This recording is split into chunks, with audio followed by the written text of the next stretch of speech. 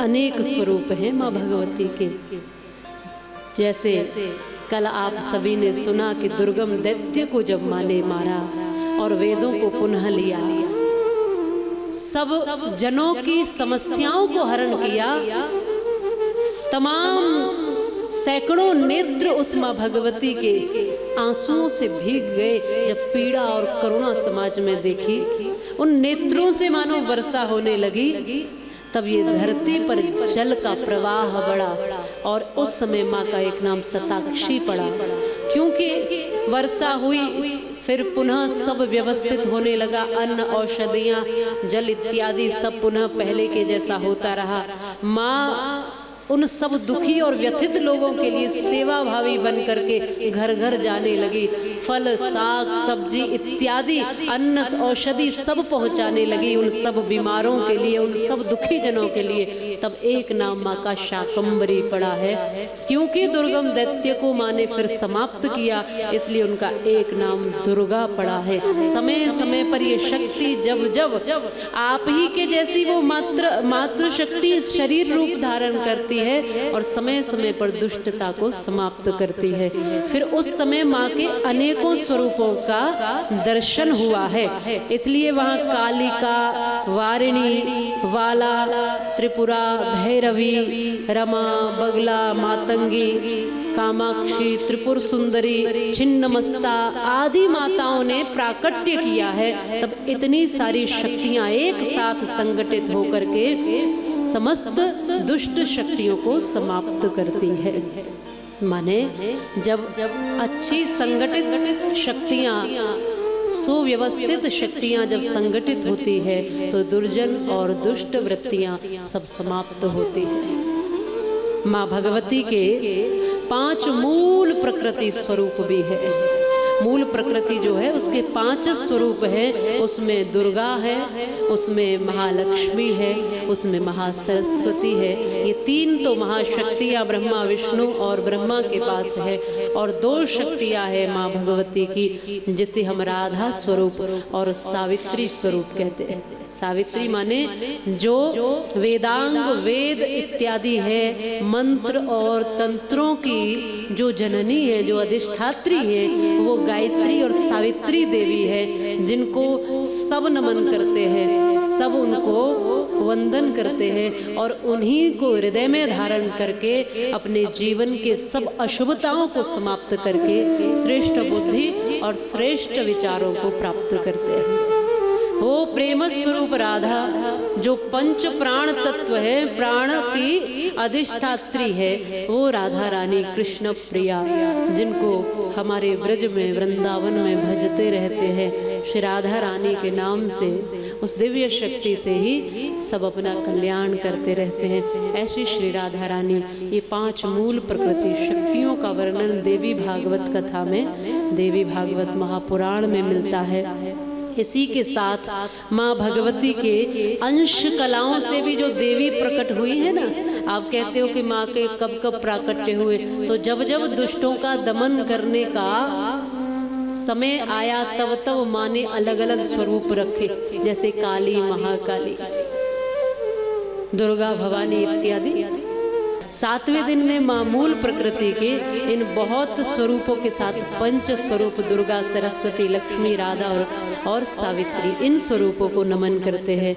यही माँ भगवती की अंश कला से जो गंगा जी है, माँ तुलसी है, माँ मनसा देवी है, माँ षष्ठी है जिसको छठी कहते हैं, जो कहते हैं बालक का भाग्य बनाती है, वो छठ पूजन भी करते हैं, छठ माँ भी कहते हैं, षष्ठी माता भी उनको कहते हैं। माँ मंगल चंडी भी अंश कला है, श्री काली माता भी, श्री वसुंधरा, ये धरा भी माँ की अंश कला ही है माँ भगवती की।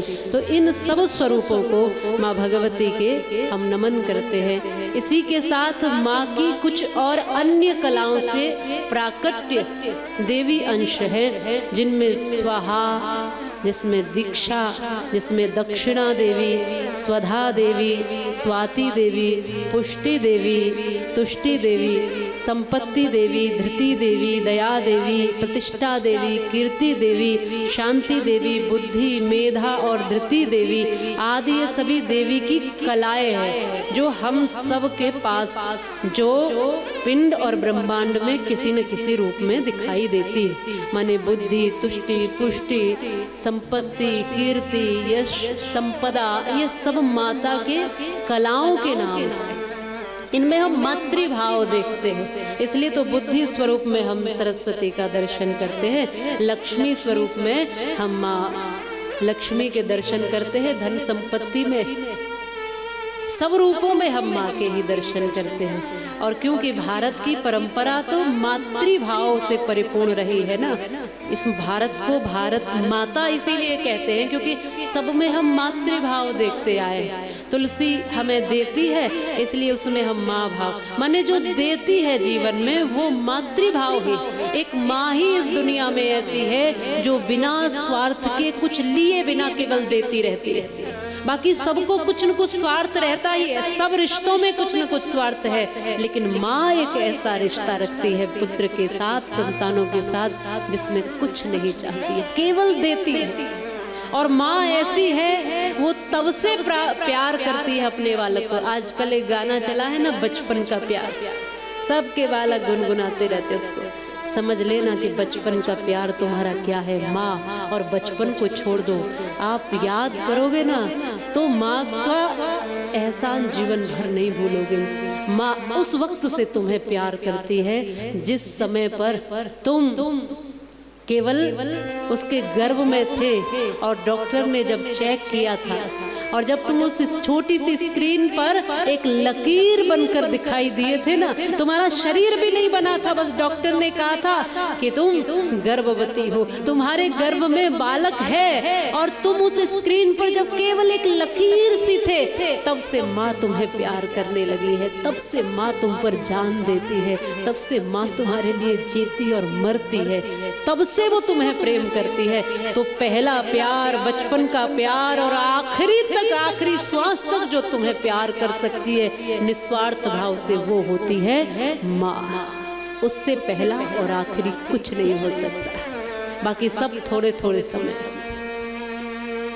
ये नहीं कहती बाकी सबके प्रेम झूठे, लेकिन सबसे मजबूत जो प्रेम है, जो सबसे देने की भावना जिसमें है, वो माँ है। इसलिए जो माँ भगवान का ही साक्षात इस धरती पर स्वरूप है, तो उसी माँ का स्वरूप जब हमने अलग अलग स्थितियों में देखा, उसी माँ को हमने तुलसी में देख लिया, क्योंकि तुलसी हमें देती है प्राण वायु, सबसे ज्यादा तुलसी देती। तो जो प्राण दे रही है वो माँ ही है, जो दूध दे रही है वो माँ ही है। इसलिए गौ में हमने माँ कह दिया, इसलिए वृक्षों में माँ कह दिया। जो जल दे रही है वो गंगा यमुना माँ ही है, इसलिए हमने जल को भी माँ कह दिया। ये धरती जो हमारा बोझ सहती है दिन भर और कुछ नहीं कहती है, इसलिए हमने इसको माँ कह दिया। ये राष्ट्र जिसमें हम पैदा हुए हैं, वो जिससे हमारी पहचान है, इसलिए हमने इसको माँ कह दिया। माने हमको जो दे रही है, जो दैवीय शक्ति है, जो देने वाली है, बस उस हर एक में हमने माँ का दर्शन किया है। इसलिए चहुओर मातृभाव इस भारत भूमि में दिखाई देता है। इसलिए भगवान को भी हमने केवल पिता रूप में नहीं पूजा, भगवान को भी हमने मातृ रूप में भी पूजा। त्वमेव माता च पिता त्वमेव, पहले माता का दर्शन किया फिर पिता का। पिता श्रेष्ठ है, लेकिन क्योंकि माँ ने धारण किया है गर्भ में। पिता वमन कर सकता है, लेकिन माँ सृजन करती है। माँ ने हमें निर्माण किया है, रचा है, मलमूत्र धोए हैं, गंदगी साफ की है, रात रात भर जागी है, खुद फटे कपड़े पहनकर भी, अभाव में रहकर भी माँ ने हमको दुलार देकर बड़ा किया है। इसलिए हमारे जीवन में ज्यादा, सबसे अधिक अधिकार अगर कोई रखती है तो माँ रखती है।